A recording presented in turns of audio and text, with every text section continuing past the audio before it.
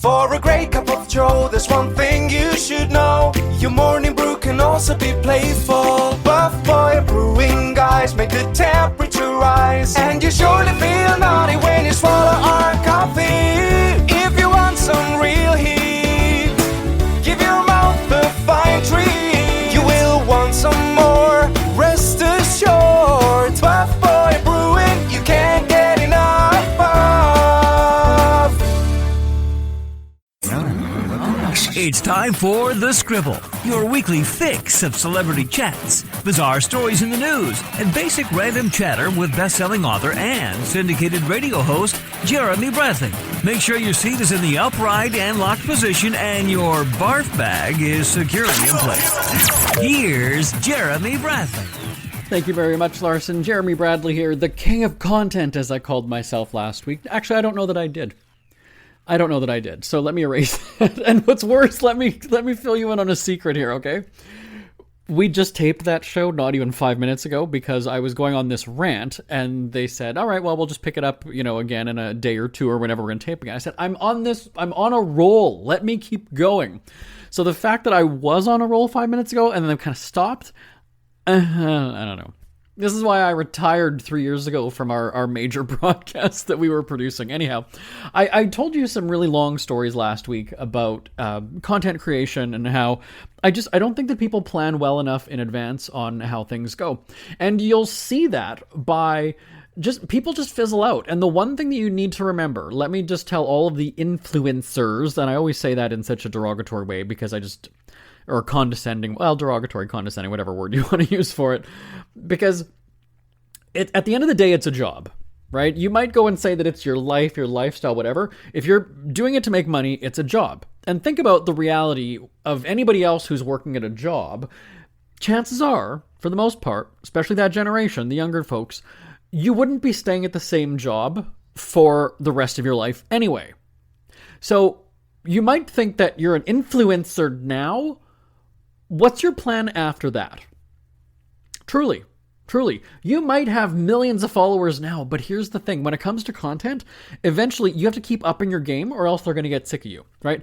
We had a guy, I own a swimwear company, I own a coffee company with my husband.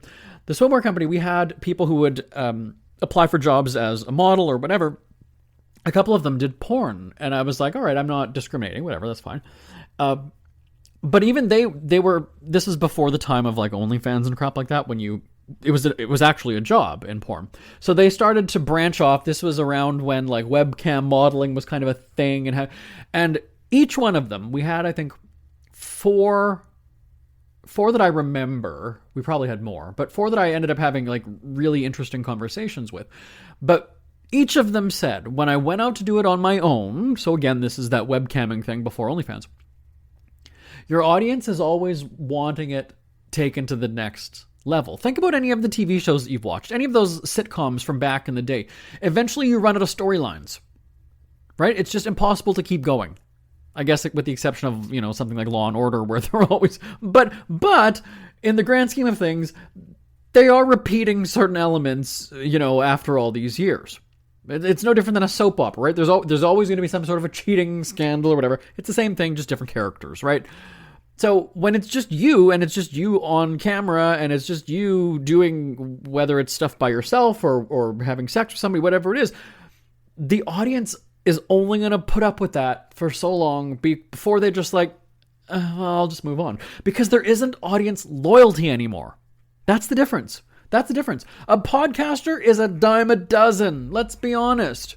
I had a rude awakening when I wrote my first book. Oh, am I not even launching? They're saying wrap. Okay, so I'm not even supposed to be going on this right now because I haven't technically said it's starting right after this. See, that's where I went wrong on our first episode of this. Okay, what am I doing then? Am I going to... All right, I'll tell you more about content creation on the Scribble starting right after this. Isn't it crazy that you wait for payday, but before you know it, you're strapped for cash again? It's time to stop blowing your money and become a smart spender with the book, The Official Guide to Being an American Cheapskate at cheapskatebook.com. Learn simple ways to cut costs at home every day and during special times of the year. Don't go broke at Christmas. Don't remortgage the house for a fancy vacation. The book is filled with tips to save you money throughout the year. Check out the best-selling book, The Official Guide to Being an American Cheapskate at cheapskatebook.com or on Amazon and iTunes. Ever had something to get off your chest but never had the balls to say it? That's a load of crap. Speak Free with JB.com is exactly what you've been waiting for. Your chance to tell it like it is and not care what anybody else thinks. Have your say on issues of the day. Join newspaper and radio columnist Jeremy Bradley as he tells it like it is. Hundreds of thousands of people have stopped by, including some well-known celebrities who have had a chat with JB and speak candidly about what's really going on in the world. You can join them too. Have a rant or a rave. Be brave and head on over to www.speakfreewithjb.com now. Shut up. They're telling me, take a breath, take a breath. Here's the thing, though, is that I'm so passionate about content creation, as I told you this story on the last episode, that, one of my friends who was coming up with a podcast, I was excited for him, maybe more excited than he was, because then after the call with him, I'm having more and more ideas about it. And then the next time we talk, I'm giving... So it's like, why am I putting more effort into your podcast than you are, right? That's just because that's why people come to me about things like that. Or somebody says, oh, I want to write a book. I've done it. I've been there. Okay, let's talk about it, right? So speaking of books, that's the story I was about to just tell you in the last segment. When I wrote my first book, I thought it's gonna sell because I got it into a local bookstore. It's gonna sell. It's gonna sell easily. The reality sets in though, right? You gotta shake off the whole instant fame and stardom and best-selling author status and whatever. That's not gonna happen. It's not gonna happen. I had a very, very rude awakening. So I get my book into the local bookstore because that's also what they do, is they bring in local authors because that's their mission, right? And I thought, they're going to need at least 80 copies. I'm going to get you 80 copies. And we did a book signing as well. They do a book launch for this. 80 copies I'm going to have at the store for this book signing. I knew a lot of people. I was not known locally. I had been on syndicated radio in the U.S. for a very long time at that point. Nobody in my hometown really knew me, but I didn't let that get in the way. I just kind of thought, I'm in a rural newspaper, way 45 minutes from the city. And I kind of had a little bit of a blurb in my own column, but then I also reached out to local media and I got, again, the tiniest little paragraph in the book section of the daily newspaper. And I was like, 80 books, we might even sell out. I'm going to have some like on standby in a car because... So what happens at the book signing? First of all, my book was in the store for a few days beforehand. They had a big, sort of a towering stack of them with my picture, hyping up the book signing. They didn't sell any copies. And then the weekend of the book signing, it was a Saturday afternoon. They, have you come in, the chairs are all set up. And I said, I got a thing in the paper. I, have it in my own column that I wrote about. And do you know how many people showed up? This was a very humbling experience, let me tell you. 5 people showed up. One person that I had worked with at a job previously. 3 relatives came. And a former coworker showed up late and came right after the humiliating experience. So you've got rows and rows and rows of chairs. They had set up, I don't remember, I would say at least 50 to 60 chairs. They had a big table off to the side. They had a little podium. I was reading sections from the book. And I'd assured them, I'm like, it's in the paper. It's the most embarrassing and humiliating thing ever. Because I'm not saying that it was a fail or whatever, but just those dreams, right? This is my first book. It's in a store. Everybody's going to love it as much as I do. That's okay to feel that way. But the reality, shake your head and go, and when you start to think about it, there are literally tens of thousands of books, different titles in a bookstore, right? You're going to have your John Grishams, your Stephen Kings, your, whoever at the time. You're going to have all this, but then you've also got, let's say, celebrities, right? You're going to have a Kim Kardashian book. You're going to have a Justin Bieber book. You're going to have a whoever is the hottest star right now book. they're gonna sell out, right? They're gonna have the people camped out waiting. But for some reason, as the author, you just think my book is gonna be amazingly great. Everybody's gonna buy it. Everybody's gonna love it. That was my big reality check. That was it was humiliating. I was embarrassed. I was so tempted to just go to the bathroom and cry, like in the store after. And the couple relatives that were there, who've known me, my entire life or whatever, could just see when I was sitting at the table. And again, that's also really embarrassing because, you're sitting with a stack of books that nobody's buying. Well, here's the thing, is that everybody who was attending or who attended already had a copy of the book because they got it from me direct beforehand. So I know that, but now the store is like, hold on, dude had 5 people and not one of them bought a book. So did these people just feel bad? Like, did they know this guy or did they just kind of come because they felt bad? Like, why is that? Right? So there's this embarrassment that other shoppers are walking through the store, seeing you talk to barely any people. The store that you've assured probably needs more copies of the book is like, really, dude? Really? And nobody that's sitting here is interested in buying your book? It was just, it was humiliating. So I get home. I had my own house at the time. I was living by myself. I was not answering the phone. I was not talking to anybody. I was not in a good place. So my cousin, who came to the book signing, had later texted me because she knows that I like onion dip. She knew like the look on my face after or during this and then after. And she went and got me chips and onion dip, and she hung the groceries from the doorknob of my back door. And then when I finally did go and look at my phone, and she'd said that, I left something on your doorknob in the back. And I was like, okay. I did not even want to see the world. I was embarrassed. It was horrible, horrible. So that's something you need to get over when you're creating content and you're putting it out there. I mentioned about the friend who had launched his podcast, and he just, he assumed that there's going to be instant audience participation immediately from episode 1. He's going to put it out there. He's going to ask a question and he's going to get hundreds of replies. First of all, buddy, you're not even going to get hundreds of listens. Let's be real about that, right? Again, unless you're a celebrity who's got a major platform and saying, my new podcast drops tomorrow, you're not having hundreds of listens on your very first episode. Again, maybe if you have a huge, huge, huge social media audience that works or is likely to happen. No. I'm coming off of having 300,000 listeners on the radio and tens of thousands in newspapers. And even then, I wasn't able to even push books like you would think or podcast downloads like you might think. Because our audiences were just different then, right? I started saying that earlier. The audiences had very, very different expectations from their content creator back then. Right? So that's something that you have to kind of go, it's great to have that excitement and you believe in it and this is the best podcast ever and everybody's going to love it, whatever. But if you're going to get discouraged and throw in the towel, unless you do things, and that's where I talked last time about the planning of it.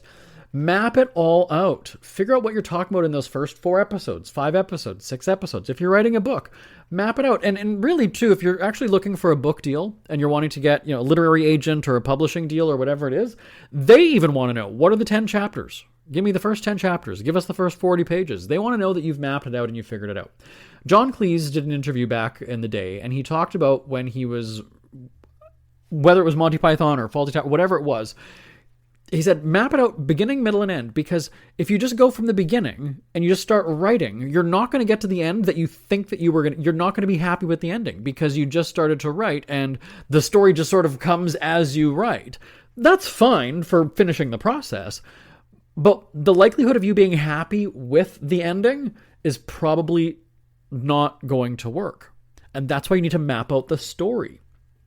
So when somebody had approached me about writing the story of my career. Okay, so I've been in a newspaper. I had a best-selling book. I had a syndicated radio. I was doing red carpets. I was an entrepreneur. I did all these things. I can map out the key milestones of my career. That's not going to be chapter 1, though, right? We're going to have maybe chapter 5, 9, and 14 because of the way chronologically these things play out. But what's chapter 1 going to be? I thought, okay, well, that's going to be when I started when I was in college and I kind of got my first sort of real industry. No, it's going to go back to when I was 7 years old and writing stories on my aunt and uncle's computer at family get-togethers. Right? So then when you start to actually kind of map it out and go, that's sort of how my career trajectory went. It wasn't just the opportunities that I got in high school in job placements and then in college with the formal training. It was when I was writing short stories in junior high. No, it was before that. It was when I was 7 years old. So that's chapter 1, right? You got to have the background of what chapter 1. Then what's chapter 2? That's the junior high short stories that I was doing. Chapter 3 is then the college experience or however it played out. Then you've got that momentum and then you're going, all right, now chapter 11 is this one. Chapter 15 is this one. My retirement is chapter 23. And there you go. It all falls into place. Same thing when you're planning a podcast. Same thing if you're creating your own porn channel. Like, what am I producing on those first 3 weeks, 4 weeks of my channel being live? What am I showing people? Right? As I said, you have to keep upping your game. You've got to. If they're going to watch you, masturbate, okay, that's fine for the first 1, 2, 3, 4 times. But if that's all you're going to be doing every single fucking time, boring. They want it the next level. They want you to, okay, now incorporate something. Bring in a toy. Now bring in a person. Now have actual sex. Now do this. Because otherwise, it's just going to stop. And so that's what I was saying about YouTube channels. The person might have the biggest audience. And I did see one. He used to do product reviews. He had, I think, like 900,000 subscribers. And I happened to be looking up a product. And I guess it showed me on Google the YouTube, matches or the results for that. So I clicked on it and I was like, that's actually kind of an interesting video. All right, cool. And then I looked, it was posted, a year or two ago. So I went to his actual page then to see what his most recent video is. What's he reviewing now? Like, what's his content? He just disappeared. 900,000 subscribers. There wasn't a goodbye video. He just dropped off a year ago. It was just gone. So then I look at that and go, was this somebody who just lost interest? Did he get a new job? Did he die? What happened to this guy? Where is he? And so going back to the porn thing that I was talking about, where we had these models who were applying to be models for our company, I knew their real names, but then I looked up their stage names, and sure as shit, they hadn't posted anything in 8 months. And so I was like, is he just done now? Like, where did he go? He just dropped off. And that's what happens because, again, there's not that audience loyalty. So with my friend who I was talking about the podcast where he's got this idea, whatever, he recorded 30 episodes, he told me. So he went from, if you listen to the last episode, he didn't really have it fully planned out when we were first talking. And then all of a sudden, a few weeks later, it's ready to go. And I kind of thought, oh, that's a big turn of events. Okay, fine, great. And he tells me he's recorded over 30 of them. And I said, okay, now I'm saying plan the first 6. And if you want to produce the first 6 and then that's when you go back to the drawing board and go, okay, what did audiences respond to? They didn't like episode 4. Okay, I was talking about politics in episode 4. All right, well, my audience isn't interested in politics then. I'm not going to give them more politics. So mapping it out is one thing. Recording them, fine. I would always do that. When we were doing even our radio shows, when we launched the podcast, we did 6 episodes first. We had enough celebrity interviews and all this stuff, content from the radio shows. It was easy. We could have mapped out the first 20 of them. But you don't do that because you have to react to what your audience wants. You're recording 30 of them. If they don't like your first 2, 3, 4, 5, they're not tuning in for 6, 7, 8, 9, 10, 11, 12, 13, 14, 15, 16. They're not. So now you've just wasted, and he's neurotic about his editing and production and whatever. So I did ask him at one point. His segments were 5 minutes, I think. They were very, very short kind of little podcast snippets. He was spending upwards of 4 hours. 4 hours on one 5-minute thing. For a podcast, for a 5-minute thing. And like I was talking about today's audiences, it's fleeting. They're gonna listen to it, they're gonna remember it, and then they're off, and they're gonna forget about it next week. Or even 2 days from now. Same thing with these reality shows. You watch every season, every episode of The Bachelor and Bachelorette, and I joked about it on the radio all the time. This season maybe just ended a few days ago. I don't remember who the quote-unquote star was. I don't remember their name. It was Rachel. What was her name? I don't even know. And I watched the entire season. Same thing with American Idol winners. Legitimately, right now, can you name the last 3 American Idol winners? Even if you did watch every episode, can you name the last 3? You probably can't. You know the first one. You know Kelly Clarkson because that was, right? You know, let's say even the first season of Survivor. You remember Richard Hatch and Sue and Rudy, right? You remember those because that was the OG, that was the very beginning. That was the first season. So American Idol, you remember Kelly Clarkson. You remember Justin Guarini. And then a few years later, you remember Clay Aiken and Adam Lambert and, you know, Jennifer Hudson, right? Like, you know those names because it was still new. It was still fresh. Season 14, fuck if I know who won. Really, you know?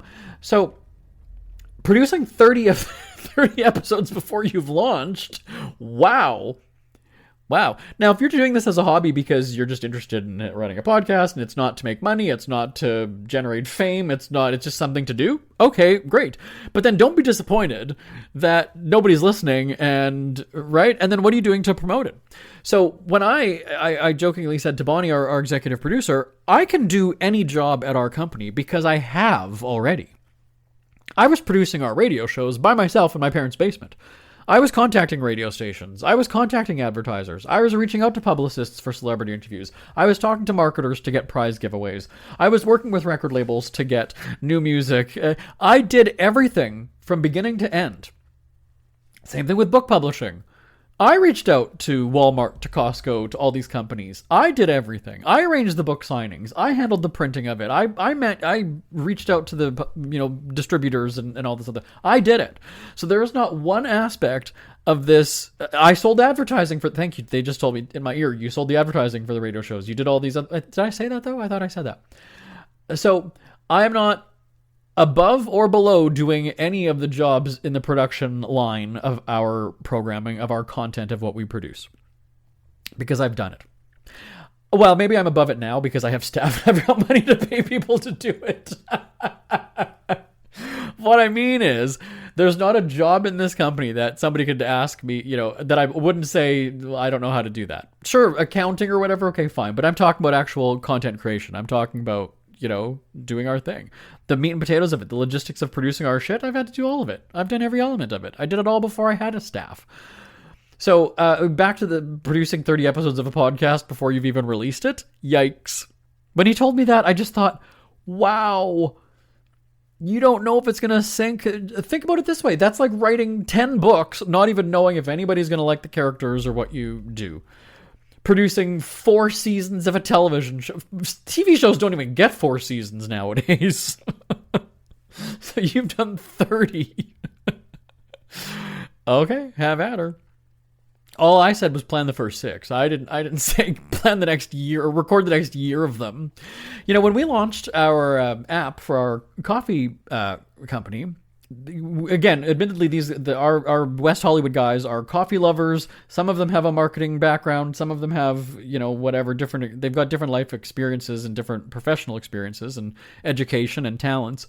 When my husband and I said to them in was it December or November? So behind the scenes we started. Sorry, say it again, Bonnie. I was. Right. So our brainstorming session started November. We started working on it at the end of November. We introduced it to the guys early December. Okay, thank you. So when we were creating this app, it was going to be very, very content based, obviously, and it's going to have written content. There's going to be visual content. There might be audio content. Like, we didn't know. So we talked to the guys and said, okay, look, we're doing this app. It's going to be very exciting, but here's the deal. You need to become content creators, more so than just actual hot models, shirtless models that we have. Yeah, I need you to start giving me opinion stuff. I need you to start, one of you's going to write an advice column. One of you needs to give me, one of them's a cook. So I'm going to have recipes. I need this, I need that. And we said to them, we went to Las Vegas. We ambushed them. We said that it was just going to be a road trip to, you know, gamble. I was in town with my husband. And so we said, drive from West Hollywood, you know, come hang out with us. You know, we're going to be here for a few days. Let's all hang out. we had a content boot camp for them. And so, first of all, they were shocked because they were just like, what's going on? And we started at 5 o'clock in the morning, and it's like, here's what you guys are going to do. This is what we're starting in the new year. And I said to them, for whatever your category is, so if you're doing the recipes, if you're doing the advice, if you're doing whatever, I need 3 months of content. Not necessarily written, but planned out. Before we leave this boot camp after the week, 3 months. So you might be posting every, 3 days or, twice a week or whatever it might be. Nobody's posting every day, so I don't need 90 days of content from you. But I'm just saying, for whatever they've all got different, the advice column is like, 3 times a week or whatever. So you're responsible for, let's say, 45 advice columns. I need you to map out 45 of them. You don't have to have them written, just 45 topics or angles or questions or whatever, that potentially people would send in. That'll get the ball rolling so people will kind of understand what the advice column is going to be. And then hopefully over time then, and they didn't get it. They absolutely hated the idea. Why did you do so much at once, blah, blah, blah. I'm not saying write it all. I'm saying map it out. This way, because you're introducing something new to an audience, they need to know what to expect. They need to know, okay, this is what I'm getting from this guy. So you have to remember that when you're launching, especially a content app, you also have to have a bunch of stuff right at the very beginning. You can't introduce an app and go, okay, well, here's one advice column, one recipe, and that's that. No. You've also got to think back. You've got to have at least 6 recipes, because I'm not going to download this app and go, oh, look, there's 3 articles. Wow. Okay. Well, I'm done after 2 minutes of scrolling. There's really nothing to... Right? You need a full content platter when somebody's just coming to you for the first time. So that's why I said that. Because you're going to have at least 6 columns beforehand. From launch day 1, you're going to have 6 of them. And then you're going to have a new one every 2 days. I need you to at least map out, do the brain work. At least do that. If you're finding that people are responding more to relationship questions for your advice column, then we'll give more relationship stuff. If it's more about family stuff, it's more about work issues, if it's more about whatever, financial stuff, then we give them more of that. But at least you've thought it through. Okay, good. He's got enough brain in his head that he's going to be able to come up with 3 months of content. Good. We're okay with that. Now, if you have it all written by that point, that's a different story. If you want to, and do you know what happened? This is absolutely true. 2 of the guys, we have 7 in total working on it, but 2 of the guys before we left Vegas, one of the advice had 45 pages of written content. 45 pages of written content. Now, you could go and say, wait a second, you told podcast dude not to do that all in one shot. A little bit different, though. A little bit different. The podcast, that's a hell of a lot of production. That's him recording, re-recording, scripting. That's a lot of work. But the fact that our guy was interested and had enough, he was brainstorming, he was coming up with it, he found them, he got excited about it, which is exactly what you need. And we guaranteed them 3 months of content. We're not cutting this project. We're giving it at least 3 months. We signed actually for a year, but here's what we're doing. If you need to drop something or rejig something or retool it as you go, if you're going to find what your audience is responding to, maybe it's different than what you initially thought, that's fine. That's great. Now you're giving them what they want. Absolutely do that. And if things come up and, maybe you can bump them, hey, now you can start writing as people, now you got 4 months of content. So now you can bank it and go, hey, I can go on vacation for 2 weeks and not have to worry about writing because and that's how we would produce our radio shows. We would have, outside of things like award show season or TV premieres and finales, you have those periods of March and April and then summer and then September is premiere. So then you would have October, November. December would be your Christmas stuff that we would always... So you'd have the set in stone ones, award shows. We know that's going to happen. Okay, fine. But we would plan ahead because especially that you had longer lead times when it came to advertising and things like that. You would definitely need to have Christmas ads lined up very early in the year because the marketing departments are spending very, very early. So you would have to do some kind of planning. You can't go to an advertiser and say, all right, do you want to be on our Christmas shows? Okay, well, what do you guys have? It'll be like Christmassy and it'll have Christmas stuff and Christmas music. No, you need to say, we're going to Mexico. We're taping travel programming in Mexico. It's already lined up. This is what we're doing.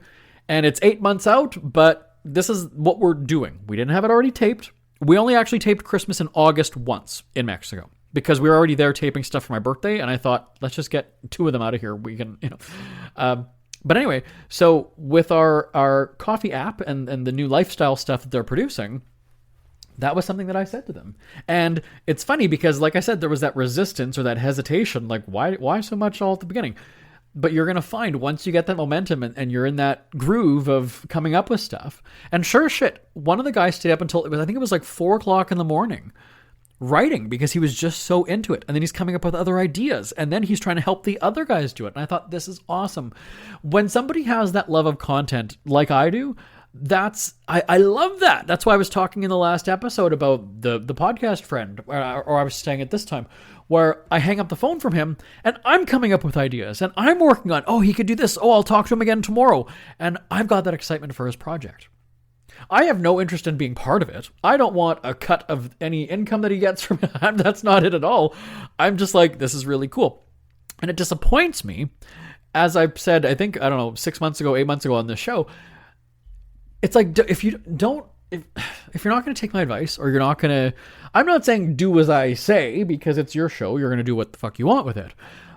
But don't have me waste hours and hours and hours and hours and hours of time, and then you come up with the project, and it's absolutely nothing that I talked to you about. Well, then why did you didn't need my advice. I'm not even going to bill you because you didn't even use the advice. So what was the point? Right? So that's my content creation. We've got to wrap it up. We're out of time already. Shit. I'm going to go a little bit longer. Here's my thing, and I've said this before, one more time repeating it. When it comes to content creation, if you sign a deal with somebody, if you're hired by somebody to produce a podcast or to write a book, whatever, retain the rights. You own it. You have the first rights for everything. That's something that I always did. Taylor Swift had that issue, whatever, she was 15 or however old she was with her, right? She didn't own the music. She got screwed over, and sure, she's not going to understand the music business at that age. But that was something from the very beginning when I was writing money-saving columns for a payday loan company, when I was writing, blogs for a such and such company. I made sure that if I wanted to use this content, I was within my rights to use it wherever I wanted. You're paying me to do the work. You don't own it. You're paying me for the service and for my talents. But you're not owning what I'm producing. And if you think that's going to end up losing you the job, that's you standing up for yourself and going, no. So that's my advice to you as a content creator. Own it. Now, if you're going to do it on your own, that's fine. You're going to own everything anyway, right? But if you're working for somebody or somebody brings you on, same thing when I was doing my Winnipeg Cheapskate thing back in the day when I had the best-selling book and the newspaper hit me up to do a video series. That's fine. They can own the video, but I own the content, meaning the words that I'm saying in the video. I own that. I own it. I'm fine with not being allowed to use your video on wherever I please. That's fine. It's your copyright. Great. But the words that I'm saying are mine. So if I want to repurpose that in any way, shape, or fashion, I can do it. They're my words. It's my book. I own it. So as a content creator, make sure you own it. Don't get fucked over like Taylor Swift. Do it. I've never, ever, and it's either been written into a contract or it's been, if I'm writing for a magazine, I used to do a company hit me up several years ago to write business profiles. I wasn't going to use them for anything anyway, right? Because I didn't, what am I going to, I have nothing to do with that. But it was still in there that if I want to use this at some point down the road, I'm allowed to do that. It's mine. It's mine. You might have the copyright for the magazine or whatever, but behind the scenes, the paperwork says anything that Jeremy wrote, Jeremy owns, and Jeremy can use. Unless you're going to pay me more for exclusivity. Otherwise, nope. It's mine. My name is Jeremy Bradley. This is The Scribble. I will talk to you same time, same place next week. Bye-bye for now, everybody. Who are the Kardashians feuding with now? What did that little thug Justin Bieber do this time? Who's getting hitched? And who's headed for Splitsville? Hear the latest celebrity news and gossip every day on Entertainment Wrap-Up. The good, the bad, the ugly, but mostly the ridiculously hilarious. It's all recapped in this daily segment at entertainmentwrapup.com. Have a laugh at the expense of the rich and famous when they take themselves way too seriously. It's 3 minutes of time-wasting fun at entertainmentwrapup.com. Check out Entertainment Wrap Up at entertainmentwrapup.com. Brought to you by Speak Free Books. We hear you chirping. Get scribbling. Tweet up the Scribble at The Scribble Show. Join the discussion with Jeremy Bradley. It's all going down right now on Twitter at The Scribble Show and at thescribbleshow.com. Want more Scribble? Check out thescribbleshow.com for past shows, celebrity interviews, cheapskate tips, and more. That's at thescribbleshow.com and on Twitter at The Scribble Show. The Scribble is a Speak Free media presentation.